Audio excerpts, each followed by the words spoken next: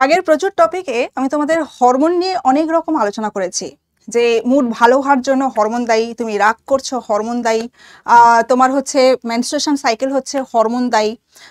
তো এই রকম বিভিন্ন রকম আমরা সমস্যা নিয়ে কিন্তু তোমার কাউকে ভালো লাগছে হরমোন দায়ী, তো এইরকম বিভিন্ন রকম আমরা কথা বলেছি হরমোন নিয়ে।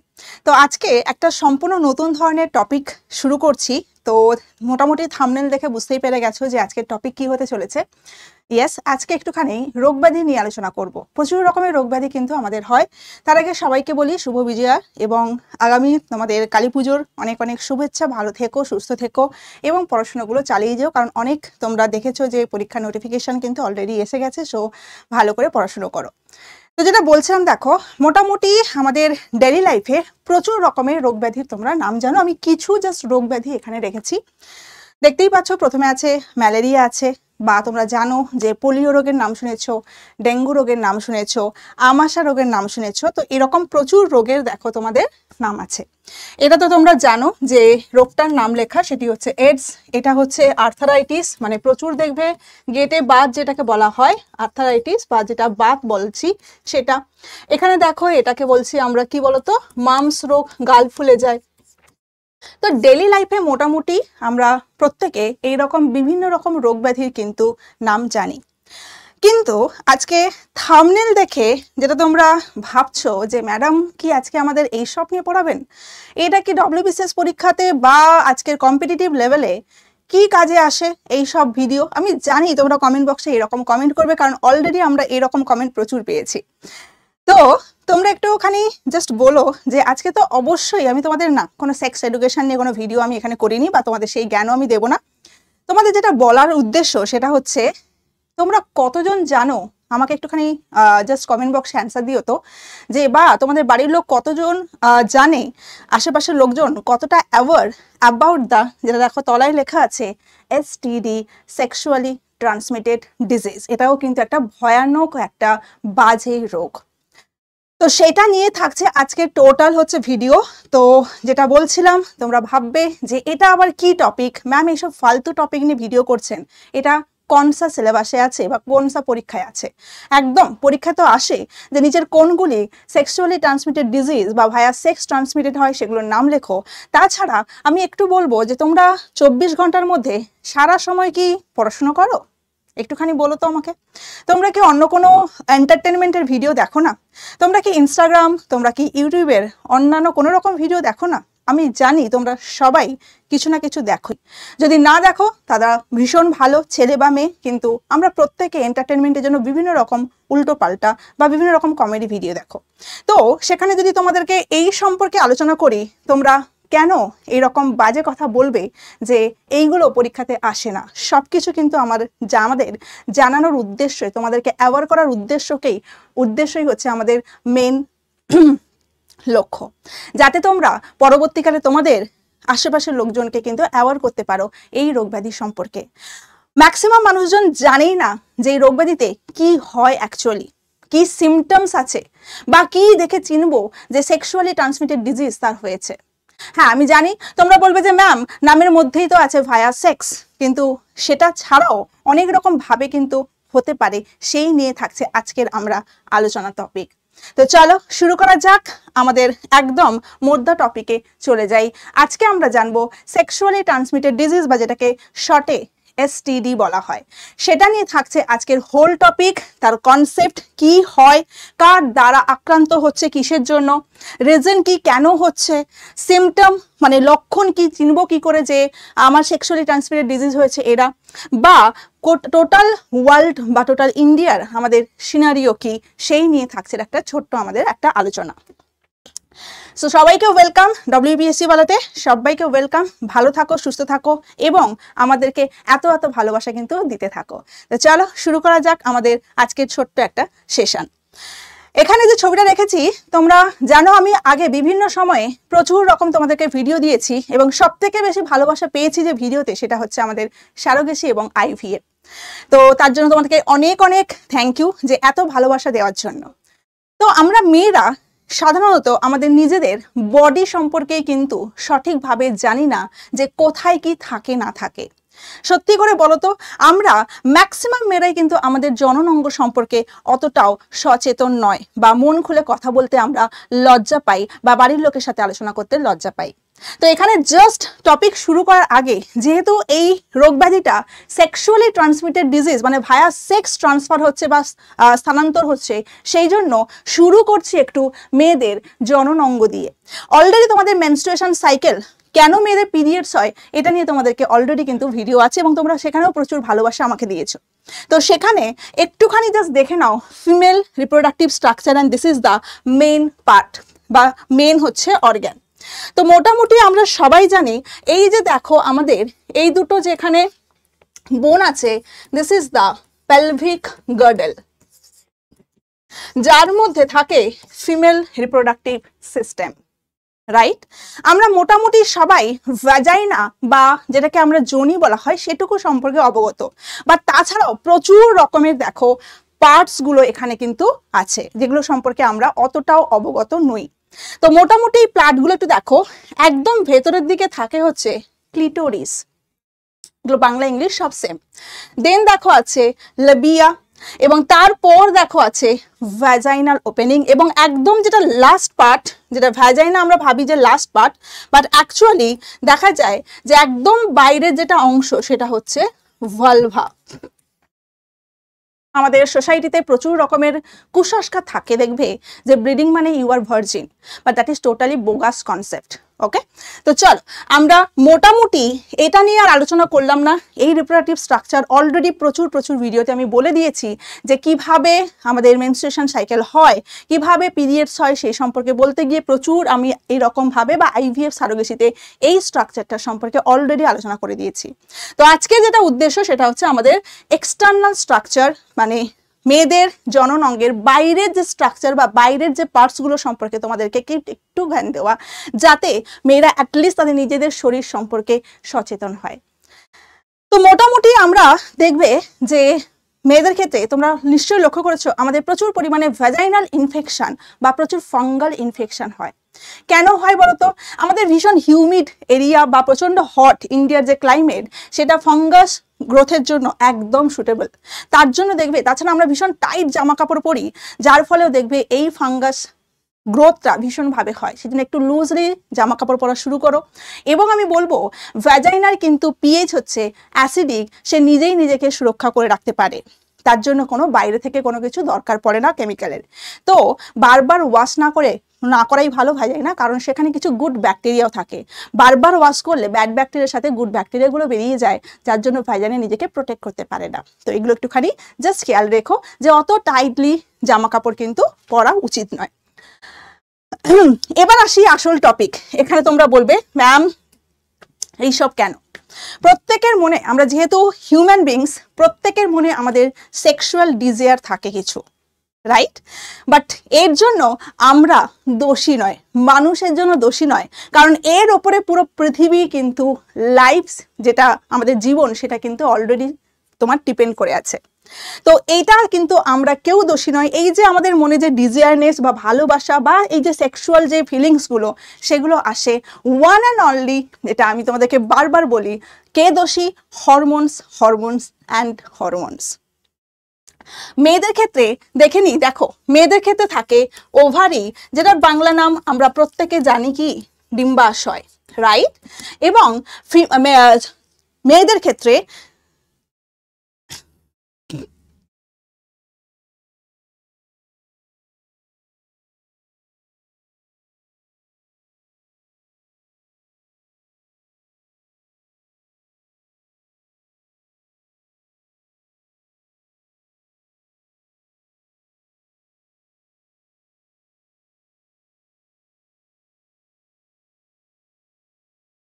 প্রত্যেকে মোটামুটি দেখো এখানে দুটো ছবি রাখা আছে, এটা হচ্ছে ছেলে মেলরা, আর এটা বুঝতেই পারছো এটা কাদের রাখা না, this is the female, right? তো যারা ছেলেরা, ছেলেদের ক্ষেত্রে তোমরা জানো টেস্টিকলস আছে, যেটাকে বাংলায় বলা হয় শুক্রাশয়।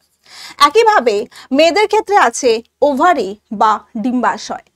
তোমরা প্রত্যেকে অবগত যে টেস্টিক্যাল বা ছেলেদের থেকে যে সেক্স হরমোন বেরোয়, সেই হরমোনটির নাম এটাও আমরা সবাই জানি টেস্টোস্টেরন নামক একটি হরমোন, এবং মেয়েদের ক্ষেত্রে যে হরমোনটা বেরোচ্ছে সেটাও আমরা অবগত, দেখে নাও, ইস্ট্রোজেন নামক হরমোন, রাইট? তো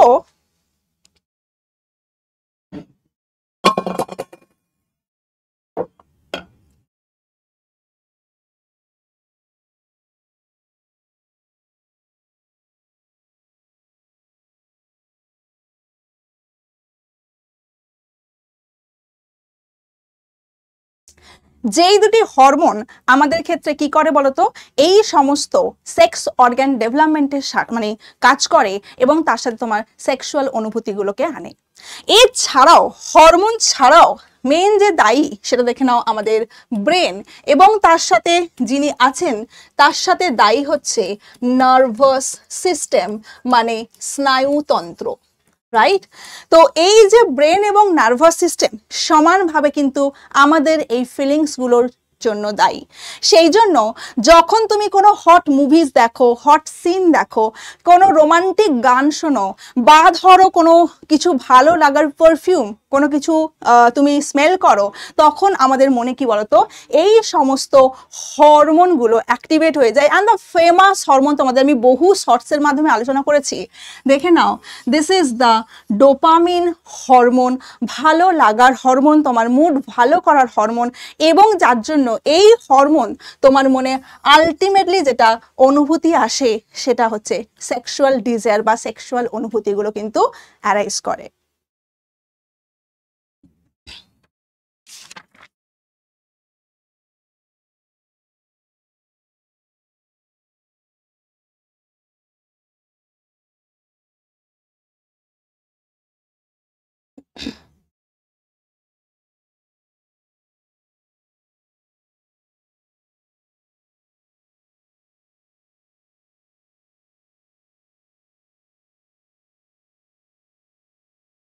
এই সময় আরো একটা পার্টিকুলার হরমোনের কাজ হচ্ছে, জাস্ট দেখে নি।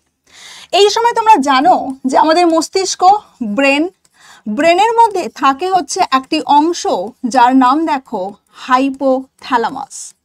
তার সাথে তোমরা প্রত্যেকে অবগত যে একটি গ্রন্থি থাকে, ফেমাস গ্রন্থি, যার নাম দেখো পিটুইটারি গ্ল্যান্ড, রাইট? এই যখন আমাদের মস্তিষ্ক এই সময় কি হচ্ছে, হাইপোথ্যালামাস এবং পিটুইটারি গ্রন্থিকে কি করছে, প্রচুর পরিমাণে অ্যাক্টিভ করছে বা সক্রিয় করছে, যার ফলে একটি হরমোন রিলিজ হয়, যেই হরমোনটার নাম জাস্ট দেখো, তোমরা প্রত্যেকে নাম শুনেছো, দ্য ফেমাস হরমোন অক্সিটোসিন। এগুলো বাংলা এবং ইংরেজি কিন্তু সব সমান থাকে। অক্সিটোসিন নামক একটি ফেমাস হরমোন। যে অক্সিটোসিনের কাজ কি বলতো, মাসল রিল্যাক্সেশন করে, পেশিগুলোকে রিল্যাক্স করে, এবং যার জন্য একটা ফেমাস তোমরা নাম শোনো যেটি আসে, সেটি হচ্ছে অর্গাজম বলা হয়। ওকে, সো এটি সম্পর্কে তোমরা সবাই অবগত।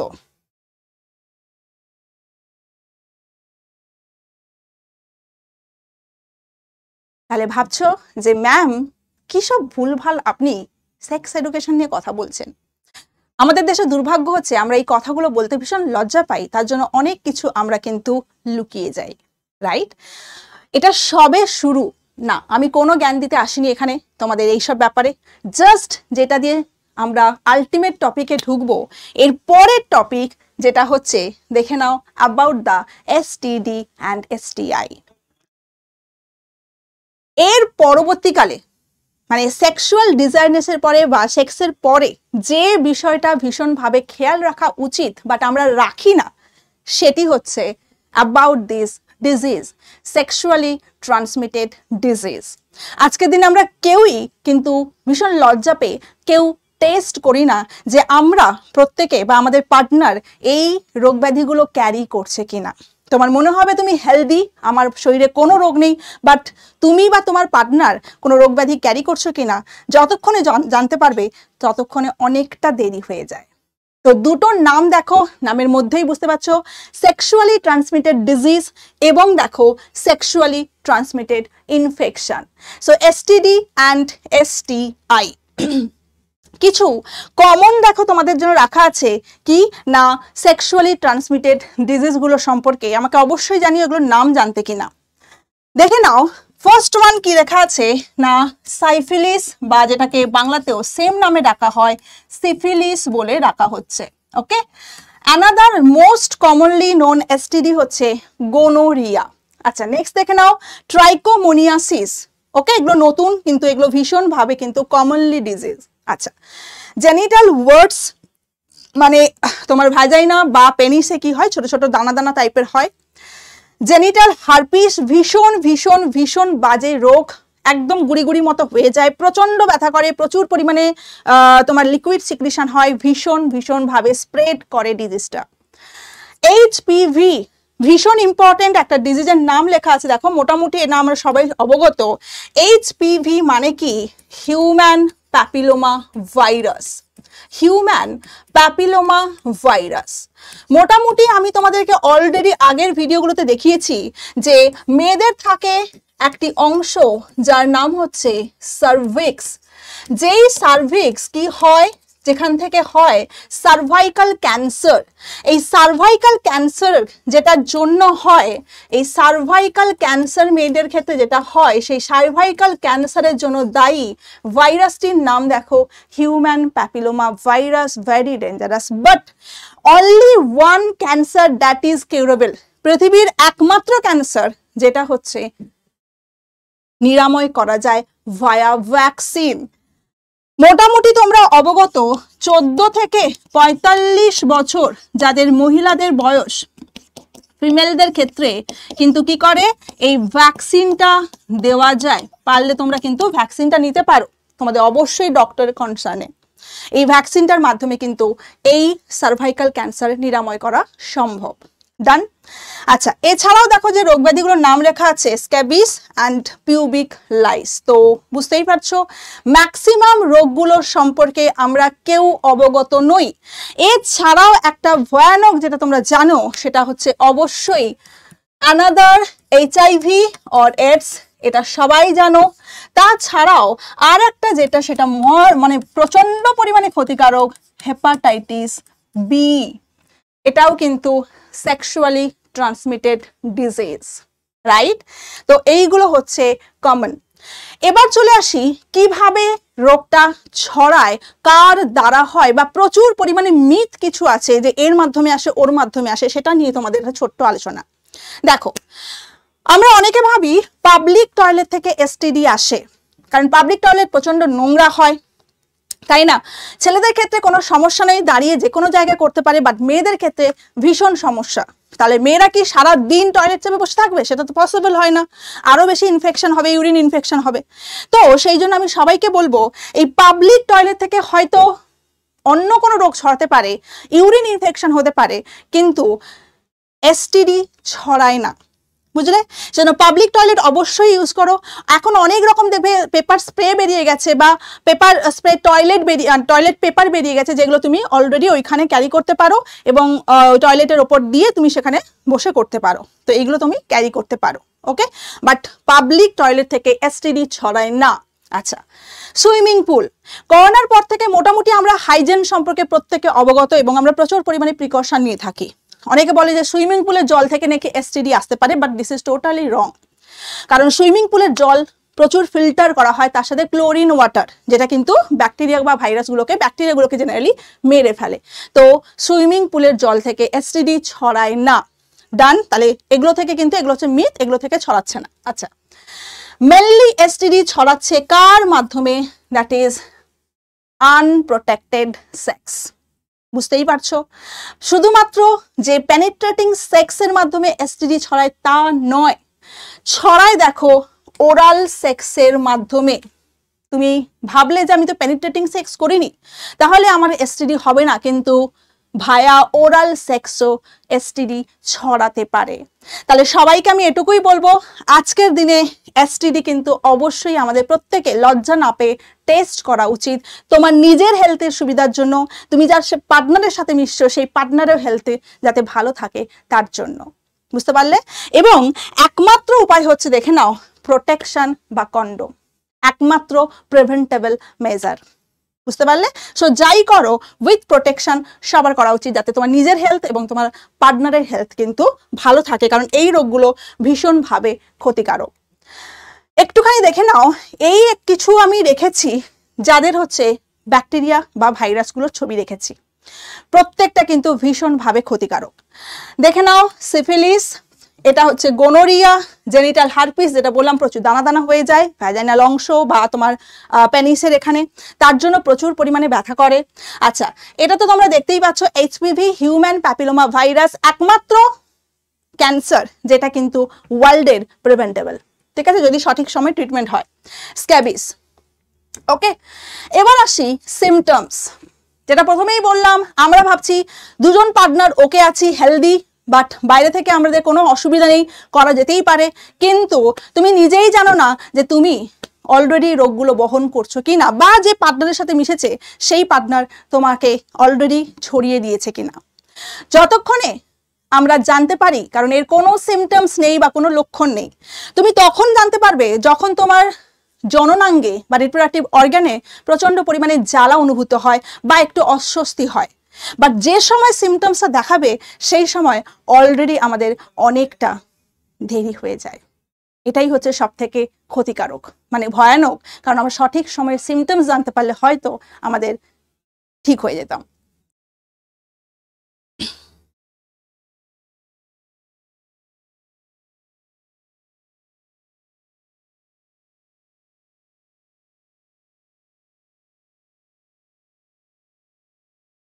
আজকের দিনের ওয়ান নাইট স্ট্যান্ড বা অনলাইন ডেটিং এর যুগে আমাদের প্রত্যেক পার্টনারের উচিত লজ্জা না পেয়ে এসটিআই ট্রিটমেন্ট করা বা এসটিআই চেক আপ করা। তাহলে বুঝতে পেরেছো, আজকের একটা ছোট্ট ভিডিওর মাধ্যমে তোমাদের জাস্ট একটা সতর্কতামূলক বার্তা বা জাস্ট অ্যাওয়ারনেস, যে প্রচুর রোগ ব্যাধি তোমরা নাম জানি কিন্তু খুব একটা আমরা লোকজনকে বলতে শুনি না, হোয়াট আর এসটিডিজ বা সেক্সুয়ালি ট্রান্সমিটেড ডিজিজ কি হয়, কেন হয় ভায়া সেক্স, নামের মধ্যেই বুঝতে পারছো, বাট সেই রোগগুলোর নাম কি বা কিসের জন্য কতটা ক্ষতিকারক, কি সিমটম, সেটা নিয়ে আজকে থাকলো একটা ছোট্ট ভিডিও। আশা করি নতুন কিছু তোমাদের একটু শেখাতে পারলাম এবং তোমরাও অন্যদেরকে একটুখানি বলো, যাতে তারাও কিন্তু আজকের এই যুগে, অনলাইনের যুগে, তারাও কিন্তু একটুখানি সতর্ক থাকে নিজের এবং নিজের পার্টনারের শরীরটাকে ঠিক রাখার জন্য। কেমন লাগলো ভিডিও সেটা তো অবশ্যই জানিও, ভালো না লাগলেও সেই কমেন্টটাও করো এবং পরবর্তীকালে কোন টপিকের উপর ভিডিও চাইছো সেটাও জানিও। আমি জানি তোমরা অনেক রকমভাবে কমেন্ট করবে, কিন্তু এটুকুই বলবো যে ডেইলি লাইফে আমরা প্রচুর রকমের ভিডিও এন্টারটেনমেন্টমূলক দেখি, বা তোমরা নিশ্চয়ই জানো প্রচুর রকমের তোমরা স্টোরি পড়ো, বিভিন্ন রকম ফিল্ম দেখো, সেখানে আমরা যখন এই টপিকগুলো নিয়ে আলোচনা করি তখন সেটা শুনতে হয় আননেসেসারি টপিক, অথচ আমরা সবাই কিন্তু লুকিয়ে বা হচ্ছে অন্যান্যভাবে এই সমস্ত মুভি বা ক্লিপ বা বিভিন্ন রকম রোমান্টিক সিনেমা আমরা সবাই দেখে থাকি, তাই না? তাহলে যখন কেউ এটা নিয়ে আলোচনা করে তখন কেন শুনতে হয় যে এটা তো পরীক্ষায় আসবে না, বেকার টাইম ওয়েস্ট করছি। তো আমার এই ছোট্ট ভিডিওর মাধ্যমে জাস্ট তোমাদেরকে একটা সতর্কতামূলক পোস্ট, যে আজকের অনলাইন ডেটিংয়ের যুগে তোমরা যা করবে উইথ প্রোটেকশন এবং অবশ্যই নিজেরা এসটিডির চেক আপ করিয়ে তবেই করো। আজকের মতো টাটা বাবাই, থ্যাংক ইউ এবং হ্যাপি কালী পুজো, দিওয়ালি সবাই ভালো করে কাটাও এবং যেটা বললাম লজ্জা পেও না, মন খুলে নিজের সমস্যাগুলো আলোচনা করো। Thank you.